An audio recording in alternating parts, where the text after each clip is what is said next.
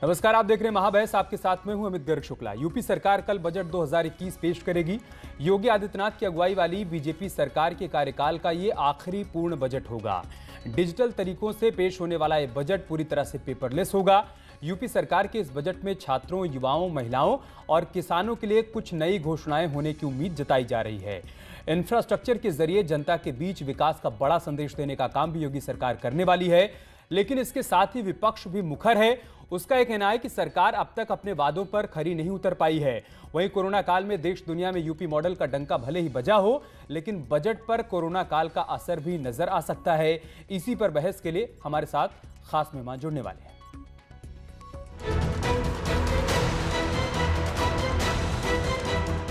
योगी सरकार का चुनावी बजट कितना होगा खास?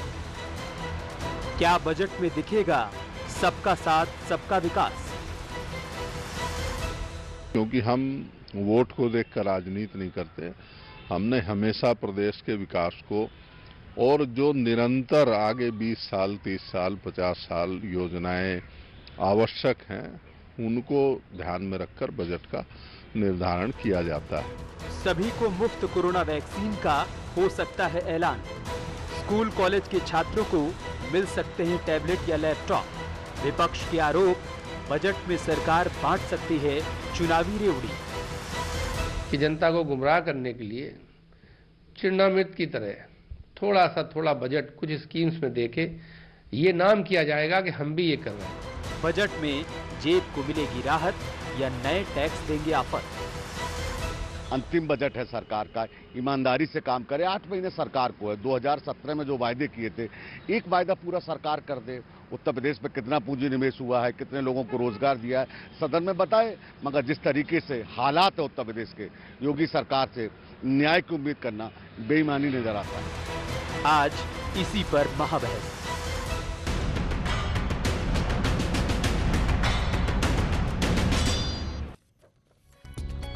और महाबहस में चर्चा के लिए हमारे साथ खास मेहमान जुड़ चुके हैं। मनोज मिश्रा हमारे साथ जुड़ चुके हैं, प्रवक्ता हैं भारतीय जनता पार्टी के।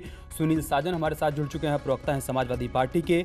डॉक्टर एमएच खान हमारे साथ जुड़ चुके हैं, राजनीतिक विश्लेषक हैं। थोड़ी देर में सुधांशु वाजपेयी हमारे साथ जुड़ेंगे, आप नेता हैं कांग्रेस के। और वरिष्ठ पत्रकार शेष नारायण सिंह भी हमारे साथ जुड़ेंगे।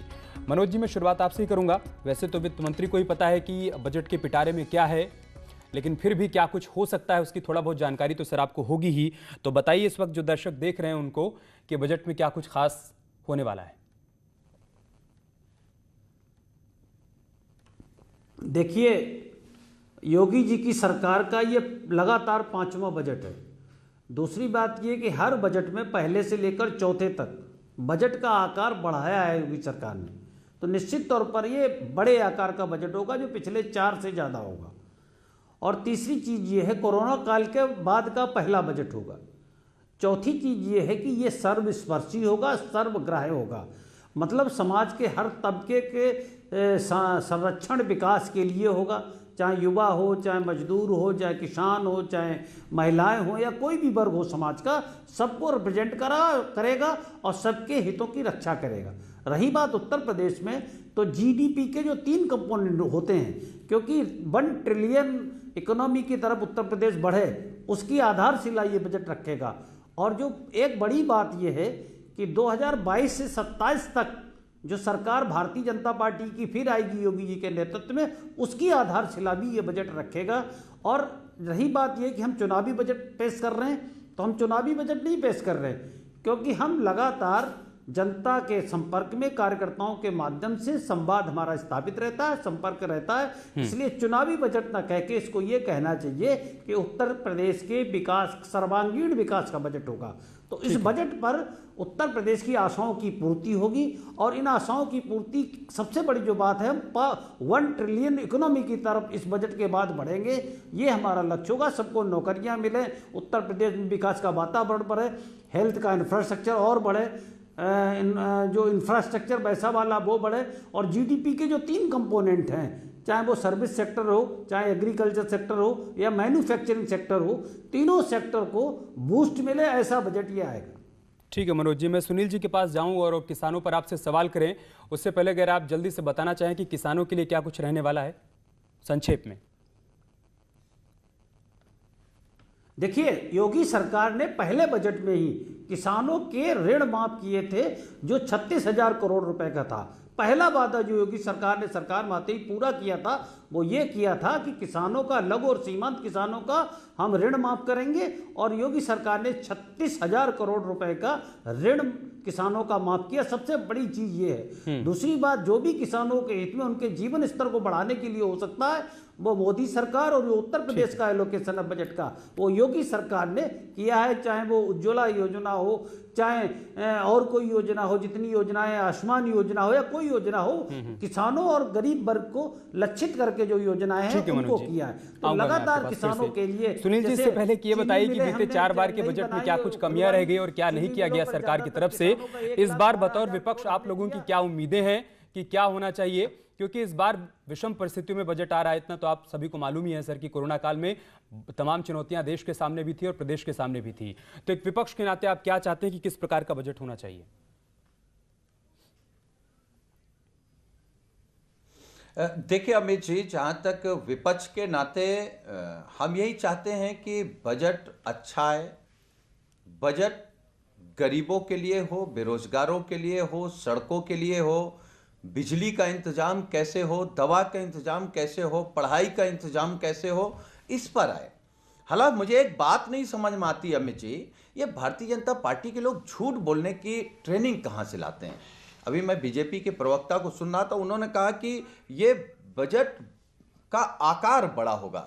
देखिए, किसी भी सरकार का जो पहला बजट होता है वो सरकार की मंशा को स्पष्ट करता है कि जो पार्टी बड़े वादों के साथ सरकार बनाई है, लोगों ने भरोसा किया है, तो उस पे आपने क्या किया। क्या योगी सरकार बता सकती है कि कितने रोजगार दिए? क्या योगी सरकार बता सकती है कि आपने लैपटॉप और टैबलेट देने की बात कही थी, आप कितनी दे पाए? क्या योगी सरकार बता सकती है कि गड्ढा मुक्त 15 दिनों में सड़क बनाने की बात की थी, कितनी सड़कें गड्ढा मुक्त हो पाई?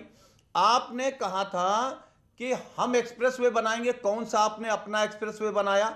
अखिलेश यादव जी के काम को 4 साल तक अपना काम बता रहे हैं। आपने कहा हम मेट्रो बनाएंगे, कौन सी नई जगह आपने मेट्रो शुरू कर दी? अखिलेश यादव जी की बनाई हुई मेट्रो पे फोटो खिंचाएंगे। मुझे लगता है कि ये कुछ भी नहीं बता सकते। हम कह रहे हैं आप बता दीजिए, आपका आखिरी और अंतिम बजट है, आपने 4 साल में कितना उद्योग लेकर के आए हैं, उस उद्योग से कितने आपने रोजगार दिए हैं, आपके पास कुछ भी बताने को नहीं। ठीक है सुनील जी, जो भी ये बात आपने जितने भी पॉइंट्स उठाए हैं इस पर हम मनोज जी से जवाब लेंगे। आ रहा हूं मनोज जी, मैं आपके पास। उससे पहले कुछ और सवाल इकट्ठा कर लें। सुधांशु जी भी आपसे सवाल पूछना चाहते हैं। सुधांशु जी, आपके प्रवक्ता की बाइट अभी हमने चलाई, उन्होंने कहा कि 2017 में जितने वादे किए गए थे वो एक भी पूरे नहीं किए गए, कोई एक वादा पूरा कर दे। क्या ऐसे ही है क्या सर कि बीते 4 साल में कुछ नहीं हुआ? जल्दी से, उसके बाद फिर मैं जाऊंगा मनोज जी के पास। देखिए, ये सरकार केवल झूठ के दम पर खड़ी हुई है। इस सरकार ने अपना पहला बजट किसानों पर लाई। आज किसानों की क्या दशा है, किसानों ने 4 साल में क्या हासिल किया है, गन्ने का दाम तक नहीं बढ़ा पाए हैं। 14 लाख करोड़ रुपए किसानों का बकाया है। उम्मीद करेंगे कि इस बजट में ही वो किसानों को दे दिया जाए। दूसरा बजट ये लाए उद्योग पर केंद्रित, बड़ा ढिंढोरा पीटा गया, बड़ा विज्ञापन किया गया, हेडलाइन मैनेजमेंट हुआ, लेकिन हम सब देख रहे हैं 4 साल हो गए हैं, एक भी फैक्ट्री भाजपा सरकार नहीं लगवा पाई है। जो फैक्ट्रियां कांग्रेस सरकार में लगी थी उन्हें धीरे धीरे बंद करने का काम जरूर किया।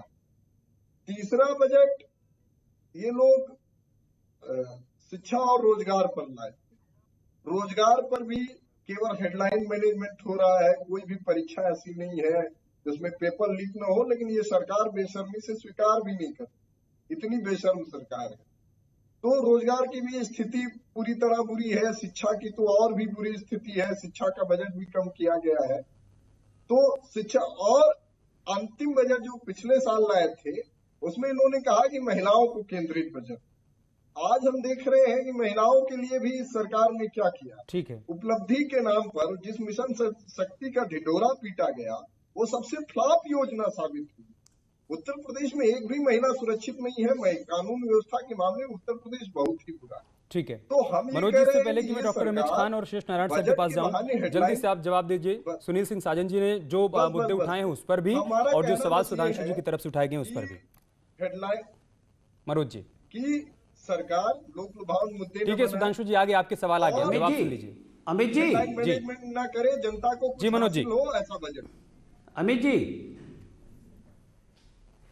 अमित जी, जैसा कि अभी हमारे सपा के प्रवक्ता महोदय ने कहा, पहले तो मैं ये बता दूं कि सरकारी नौकरियां 4 साल में 4 लाख दी, जबकि सपा बसपा के शासनकाल में 3 लाख से कम नौकरियां 10 वर्ष के अंतराल मिली थी, 10 वर्ष के कार्यकाल में मिली थी। पहली चीज। दूसरी चीज, सपा के शासनकाल में नौकरियों में बेची जाती थी और बोरों में भर के, इनके यूपीएससी के चेयरमैन थे अनिल यादव, रुपए ले जाते थे और बंटवारा होता था नीचे से ऊपर तक। एक केस ऐसा उत्तर प्रदेश में आज तक रिपोर्ट नहीं हुआ कि भर्तियों में भ्रष्टाचार हुआ, पारदर्शी भर्तियां हुई और 4 लाख भर्तियां हुई और 4 लाख भर्तियों से उत्तर प्रदेश के युवा का विश्वास बना कि उत्तर प्रदेश नौकरियां देने वाला पहला प्रदेश है और ये नौकरियां ईमानदारी के साथ पारदर्शी की तरह समाजवादी पार्टी की सरकार में जो नौकरियां मिली, उन नौकरियों को बेचा गया, खुलेआम बेचा गया। परिणाम स्वरूप इनके आयोगों और बोर्डों के चेयरमैन हटाए गए, माननीय न्यायालय के द्वारा हटाए गए। और ऐसा नहीं कि सरकार ने कहा कि सपा के संरक्षित भ्रष्टाचार अगर न्यायपालिका इस देश की स्वतंत्र ना होती तो ये नौकरियां युवा सपना नहीं देख सकता था। आप देखिए, एक एक जात के लोग ऊपर से नीचे तक होते थे, पूरी की पूरी लिस्ट सिर्फ एक जात के लोगों से भरी होती। ठीक है सुनील, जो कई काम गिना गए, क्योंकि आप बोल रहे हैं लगातार, इस वजह से आपने सुना नहीं होगा। मैं आऊंगा आपके पास, फिर से आऊंगा तो आप इस पर काउंटर करिएगा। एमएच खान साहब, सरकारी नौकरियां आपके हिसाब से इस बार जो बजट पेश होने जा रहा है, क्या वो चुनावी बजट होगा? क्या उसमें वोट बैंक को ध्यान में रख के उस बजट को पेश किया जाएगा, या फिर जैसा सरकार की तरफ से कहा जा रहा है कि हमारा एजेंडा सिर्फ और सिर्फ विकास का होता है, तो हम विकास को ही ध्यान में रखकर खाका खींचने वाले हैं? नहीं अमित जी, देखिए ऐसा है कि कोई भी सरकार हो, जब अंतिम वर्ष उसका होता है तो चुनावी बजट ही होता है, उसको कोई इनकार नहीं कर सकता। जो इनकार करता है वो झूठ बोलता है। अगर इस बजट में, मैं कहना चाहता हूं कि अगर इस बजट में किसानों को भला चाहते हैं, इस बजट में अगर नौजवान जो स्कूल में पढ़ते हैं बच्चे उनका भला चाहते हैं, इस बजट में अगर मध्य वर्ग के लोगों का भला चाहते हैं, तो सबसे पहले पेट्रोल डीजल पर टैक्स कम कर देना चाहिए। जो 40% टैक्स उत्तर प्रदेश सरकार वसूल रही है, उसको कम से कम 10% टैक्स कम कर दे तो बहुत बड़ी राहत मिल जाएगी। ये मेरा सुझाव है, और अगर इस पर अमल हो गया तो इस बजट का कोई साल ही नहीं रहेगा। लेकिन अगर आप ये कहिए कि सारे काम सरकार बैठते हुए भी आज उत्तर प्रदेश में कोई भी नेशनल हाईवे जो है वो कंप्लीट नहीं हुआ है, अभी कोई स्टार्ट नहीं हुआ है, काम सब पर चल रही है, माना जा सकता है। लेकिन किसी में भी अभी ये नहीं कहा जा सकता है कि हाँ फुल फ्लैश तरीके से वो काम हाईवे का पूरा हो गया है। तो किसानों को लिए, नौजवानों के लिए, छात्रों के लिए सबसे बड़ा मुद्दा आज की डेट में डीजल पेट्रोल के दाम है। डीजल से किसान अपना खेत सींचता है, वो महंगा होगा तो किसानों को उसका दाम वाजिब जो नहीं मिल रहा है, उसी के लिए किसान आंदोलित हैं और इतने दिन से आंदोलित हैं, और 150 से 200 से 250 किसान मर गए। तो ये सरकार अगर यहाँ उत्तर प्रदेश में किसानों को लाभ देना चाहती है तो डीजल के दाम कम करे, ठीक है खान साहब, दाम कम करे। आपका सुझाव आ गया, उस पर हम जवाब लेंगे मनोज मिश्रा से। शेष नारायण सर, बीते कई वर्षों से सर आप लगातार आम बजट भी देखते आए हैं, केंद्र सरकार का भी बजट, राज्य सरकार का भी बजट। अब चूंकि केंद्र सरकार का बजट आ गया है, तो उसके आधार पर सर क्या उम्मीदें हैं, क्या हो सकता है इस बार उत्तर प्रदेश के बजट में, किनको किनको क्या कुछ मिल सकता है, और क्या वाकई में इस कोरोना काल में जो विकास की रफ्तार मंद पड़ी हुई है, जो तमाम योजनाएं इस वक्त धीमी रफ्तार से चल रही हैं, उनको गति मिल सकती है क्या इस बजट के बाद? देखिए ऐसा है कि केंद्रीय बजट जो है वो बेसिकली मैन्युफैक्चरिंग और इंफ्रास्ट्रक्चर पे फोकस करता है, 2 बातें हैं। और ये कोरोना के बाद का बजट है, जाहिर है साधारण बजट होगा। चुनावी साल, खान साहब ने कहा चुनावी साल का बजट है, जाहिर है वो भी चुनावी बातें उसमें एकोमोडेट होंगी। लेकिन सबसे बड़ी जो बात होनी है वो ये होनी है कि मैन्युफैक्चरिंग सेक्टर को क्या ये गति दे पाएगा। जैसे कोरोना के दौर में आपने देखा होगा कि एमएसएमई के जरिए जो लोग भाग भाग के आ रहे थे उनको वहीं पे रोजगार देने की इन्होंने स्कीम बनाई थी, मुझे लगता है उसको एक्सटेंड करेंगे। लेकिन एक बात दिक्कत इसमें बहुत ज्यादा आने वाली है कि ये प्लानिंग तो लखनऊ में सब बहुत सही कर लेते हैं, लेकिन ग्राउंड पे इम्प्लीमेंटेशन जो है इनका लिबलिबा जाता है। अब अखिलेश यादव ने 2 साल में बना दिया था आगरा लखनऊ एक्सप्रेसवे, और ये 4 साल से रगड़ घिस कर रहे हैं। उसमें अभी पता लगा कि वहां भ्रष्टाचार है, यहाँ बेईमानी है, वहां बेईमानी है। तो ग्राउंड लेवल पे इनके जनरल्स जो हैं वो या तो नालायक लोग हैं, या कोई काम नहीं कर सकते, या चोरकट। तो उनसे इनको जान छुड़ानी पड़ेगी। और अगर आपको मैन्युफैक्चरिंग पर और इस पे इंफ्रास्ट्रक्चर पर फोकस करना पड़ेगा, तो तहसीलदार की तरह हर चीज का नहीं, उस पर बाकायदा फोकस काम करना पड़ेगा। और वो जरूरत है। अगर वो ये कर सके, चाहे जितना बढ़िया बजट ला दें। अब जैसे नोएडा 2 हैं, दिल्ली से लगे हुए इंडस्ट्रियल एरियाज हैं, यहाँ पिछले 1 साल में कौन सी यूनिट लग गई है? ये लोग कोई इंडस्ट्रियल डेवलपमेंट का काम ही नहीं करते, जो पर तैनात कर दिए हैं। तो ये सारी चीजें उनके लाते, तो ये सब चीजों को इनको रखना पड़ेगा। बाकी ये है कि MSME में मैन्युफैक्चरिंग को उन्होंने की है कोरोना के दौर में, इसमें 2 राय नहीं है। उसको अगर एक्सटेंड करते हैं तो फिर वो बात होगी, और मुझे लगता है योगी जी करेंगे वही। लेकिन इनको ग्राउंड लेवल पे चीजों को देख, लॉ एंड ऑर्डर पे इनको जरा सा आधुनिकीकरण करना पड़ेगा। क्योंकि पिछले 3-4 साल में अब देखिए, कानपुर में एक लफंगे ने पूरी की पूरी सिस्टम को हिला के रख दिया। वो क्रिमिनल क्या नाम उसका पकड़ गया, जो जिसकी बस जीप पलटी थी। तो इस तरह के काम में इनको मुझे लगता है करना पड़ेगा। हाँ, मैंने जो जितना ऑब्जर्व किया है ये है कि पर्सनल लेवल पर तो उनकी नियत साफ है, लेकिन जो ग्राउंड लेवल पे जो जनरल्स उनके हैं वो सब बिल्कुल फटी। ठीक है सर, इसी पॉइंट पर चलते हैं मनोज जी के पास। मनोज जी, आज यही बात शिवपाल यादव ने भी कही। उन्होंने कहा कि मुख्यमंत्री तो ईमानदार हैं, सही तरीके से काम कर रहे हैं, लेकिन नौकरशाही हावी है। जिस बात का जिक्र शेषनारायण सर कर रहे हैं कि अखिलेश यादव ने 2 साल में लखनऊ आगरा एक्सप्रेसवे कंप्लीट करवा दिया था, और आपके जितने भी एक्सप्रेसवे के काम चल रहे हैं, पूर्वांचल एक्सप्रेसवे, वो सब अभी बहुत मंद गति से चल रहे हैं, पूरे नहीं हो पाए। देखिए अमित जी, ये आसान तरीका है कि आप योगी जी के ऊपर तो कोई आरोप लगा नहीं सकते। जैसे कि अखिलेश जी पर आय से अधिक का संपत्ति का लगा आरोप, मायावती जी पर लगा, तो योगी जी तो बेदाग है, उनके ऊपर तो ये आरोप लग नहीं सकता, तो नीचे ले आओ। दूसरी बात ये है कि सबसे बड़ी बात ये है कि जो एक्सप्रेसवे बन रहे हैं, आप देखिए कौन सा Purvanchal expressway, Gorakhpur link expressway, Bundelkhand expressway, Ganga expressway की आधारशिला रखी जानी है, और कानपुर से लखनऊ का एक्सप्रेसवे, और इस तरह की एक साथ इसको उत्तर प्रदेश को एक्सप्रेसवे प्रदेश कहा जा रहा है। तो ये योगी जी के विजन है। रही बात स्पीड की, तो पूर्वांचल एक्सप्रेस 77% बन गया, और करीब बुंदेलखंड एक्सप्रेसवे आधे के आसपास बन गया। तो एक समय सीमा के साथ, क्वालिटी के साथ हम लोग बना रहे हैं। हम इनकी तरह लूटपाट नहीं कर रहे। समाजवादी पार्टी के मित्रों ने जमीन पहले खरीद ली, एक्सप्रेसवे बाद में बना था, और तेजी के नाम पर जो खुलेआम करोड़ों अरबों की लूट हुई थी, वो लूट योगी सरकार में नहीं हो रही। तो समाजवादी पार्टी का सरकार की एक ही यूएसपी थी, वो भ्रष्टाचार था, लूट था, जातिवाद था, भाई भतीजावाद था, परिवारवाद था, क्षेत्रवाद था। भारतीय जनता पार्टी की योगी सरकार इन सबसे मुक्त है और आजाद है, और प्रदेश की जनता इसलिए योगी जी के हर बजट पर, हर कार्य पर मोहर लगाती है और 5वां बजट दिखाई दे रही है। सुनील जी जवाब देना चाहते हैं आपने जो कुछ कहा मनोज जी, लेकिन उससे पहले डॉक्टर उमेश खान का एक सुझाव था कि क्या डीजल पेट्रोल को लेकर थोड़ी राहत दे सकते हैं क्या आप लोग? जल्दी से सर ये बता दीजिए, उसके बाद में सुनील जी के पास। मनोज जी, तो नीचे बेईमान बैठे हैं, क्या डीजल पेट्रोल पर कोई राहत देखने को मिल सकती है? नीचे बैठ करके घुसखोरी कर अमित रहे हैं। जी, 5 साल होने जा रहा है, एक एक्सप्रेसवे नहीं। अरे खान साहब, आपका ही सवाल पूछ रहा हूं मैं। खान साहब, आपने जो सुझाव दिया था ना, वही पूछ रहा हूं। मनोज जी, क्या डीजल पेट्रोल पर एक्साइज ड्यूटी वैट कम कर सकती है क्या राज्य सरकार? इसमें कोई राहत मिल सकती है क्या? जल्दी से। जनता की डिमांड है, ये मेरी बात नहीं। देखिए, आप थोड़ा इंतजार करिए। हम लोग किसानों के हित में और प्रदेश की जनता के हित में, जो योगी जी की सरकार है वो जितने संभव काम है सब कर रही है। और आप विश्वास रखिए कि योगी जी के दिल में किसानों के प्रति, नौजवानों के प्रति, युवाओं के प्रति, महिलाओं के प्रति, मजदूरों के प्रति जगह है, और उनके हित में जो भी होगा उत्तर प्रदेश की सरकार करेगी, इस पर भरोसा रखना चाहिए। लेकिन उनके दिल में नाराजगी बढ़ती जा रही है। जिनके प्रति योगी जी के दिल में जगह है, उनके मन में नाराजगी बढ़ती जा रही है। थोड़ा बहुत उसको समझ नाराजगी है, ये बात हो सकती है। सुनील जी, आप लेकिन कुछ कहना सरकार अपनी सीमाओं के अंदर जितनी संभव सहायता है वो करेगी। सुनील जी, कहिए अपनी बात।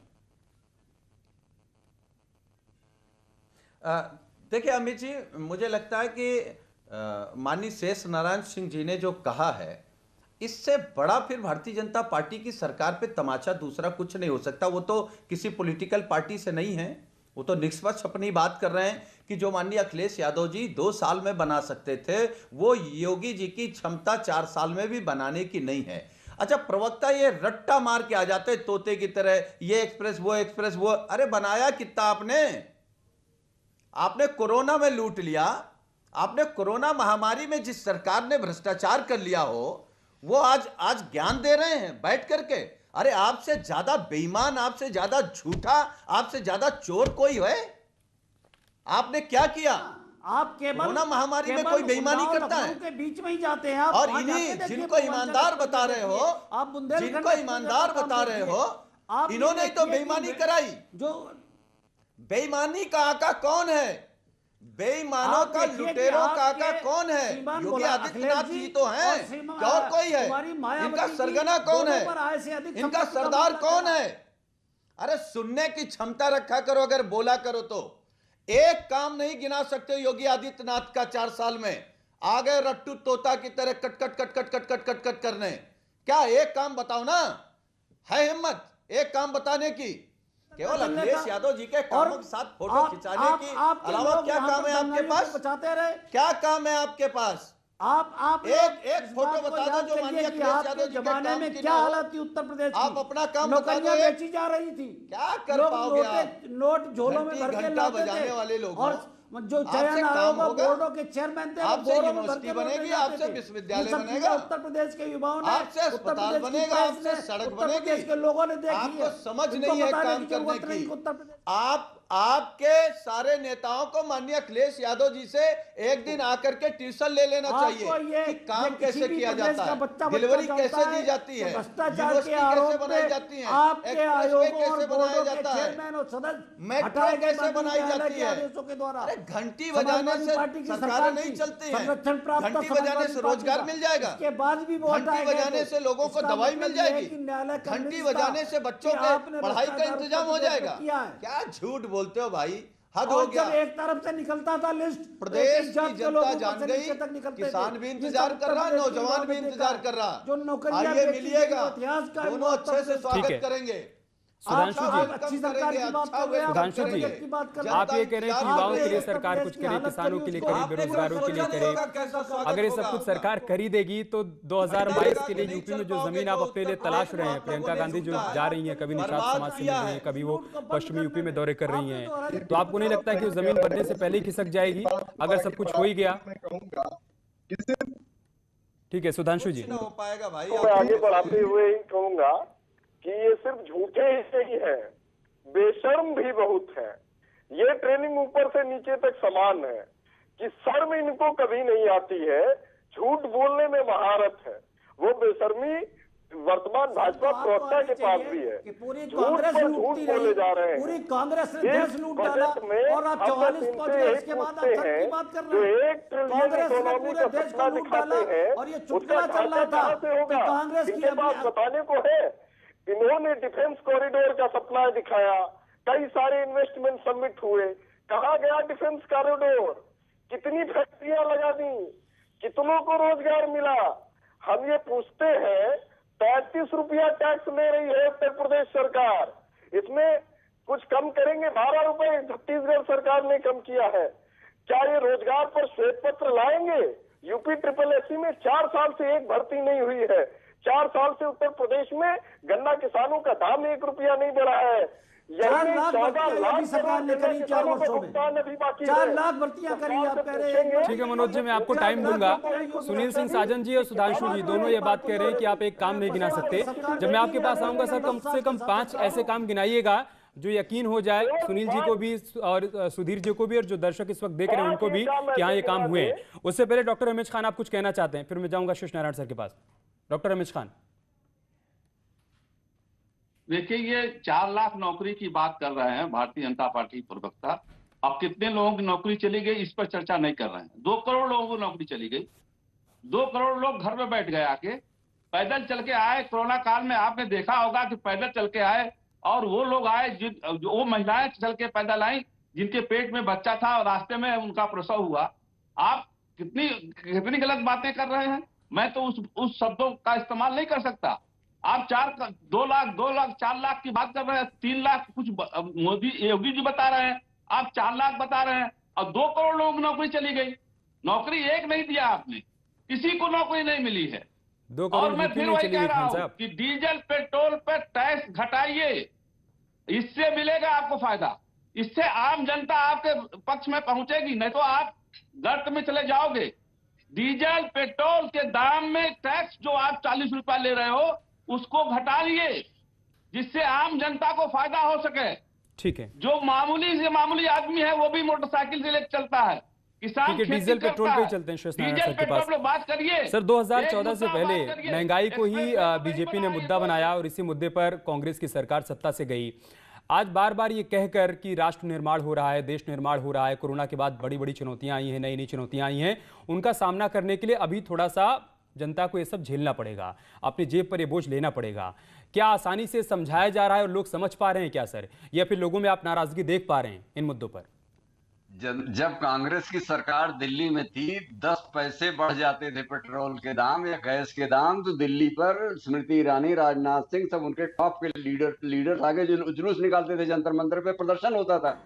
और यहाँ पे 50 रुपया बढ़ गया, 50 रुपया गैस का दाम बढ़ गया और कहीं कोई विरोधी करने नहीं आए। तो अपोजिशन पार्टी का भी डेमोक्रेसी में बहुत बड़ा रोल होता है। ये लोग करेंगे, हम आप तो करने से रहे, ये लोग कुछ करेंगे नहीं। और सवाल ये है कि बजट पे बात जब की जा रही है तो चुनाव का मौसम तो है नहीं कि ये हारेंगे ये जीतेंगे। मेरा ख्याल है कि मुख्य मुद्दा ये है कि क्या योगी जी जो बजट कर लाएंगे वो उत्तर प्रदेश में इंफ्रास्ट्रक्चर को पुश दे सकेगा, क्या मैन्युफैक्चरिंग को, क्या फैक्ट्रियां लगाने में कामयाब होंगे, क्या वो सड़कें और बिजली और पानी इस सब की व्यवस्था करेंगे, क्या एग्रीकल्चर में जो गांवों में लड़के बेकार बैठे हैं उनको आप इस एमएसएमई के जरिए मैन्युफैक्चरिंग छोटे लेवल की शिफ्ट करने में सफल होंगे। इस कसौटी पे कसा जाएगा ये बजट, और वो जब आ जाएगा तब देखेंगे।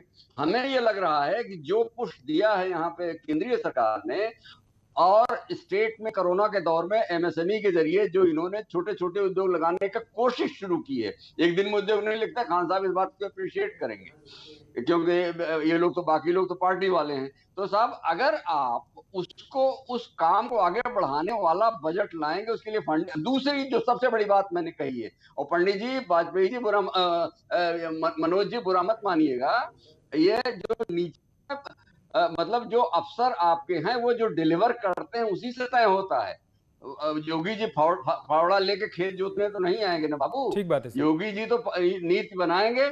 आपके अफसरों का सिलेक्शन बिल्कुल नाकारा रहा है, इस बात को मान लेने में कोई बुराई नहीं है। नोएडा, ग्रेटर नोएडा जान है नॉर्थ इंडिया के मैन्युफैक्चरिंग की। यहाँ ऐसे आपने टॉप लेवल अफसर बैठा दिए हैं जो तहसीलदार की तरह बिहेव करते हैं, इंडस्ट्री आता है उसको भगाने के चक्कर में रहते हैं। तो आपको इस सब पे भी ध्यान देना पड़ेगा। और मैं किसी पार्टी में नहीं हूँ, बल्कि अब तो डर के मारे आपकी पार्टी की तरफ ज्यादा बोलता हूँ। बहुत शुक्रिया आप सभी का हमारे साथ जुड़ने के लिए, महाबहस का हिस्सा बनने के लिए। योगी जी की पिटारे में क्या है वो कल ही पता चल पाएगा, उससे पहले लोगों की उम्मीदें क्या हैं वो हम लोगों के सामने रखने का प्रयास करें। बहुत शुक्रिया आप सभी का हमारे साथ जुड़ने के लिए। इस बुलेटिन में इतना ही, खबरें जारी हैं, बने हमारे साथ।